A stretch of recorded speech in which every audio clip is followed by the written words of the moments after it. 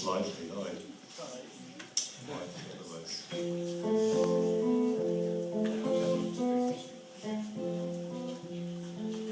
My friend has eczema. Whenever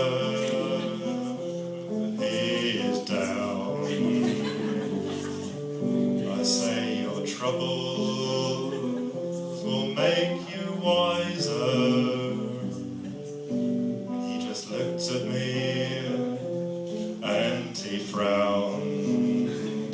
He says, I don't want this eczema. I say you haven't even given it a chance. I had a headache and that dragged me down. I'm trying to remember the next words. Oh yeah, but I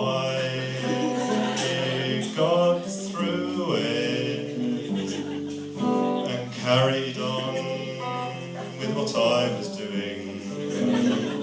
And he said, I don't want this eczema.